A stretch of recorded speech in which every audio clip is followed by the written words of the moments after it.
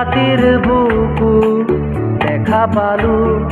তোমাৰ ছবি ধৰা দিলা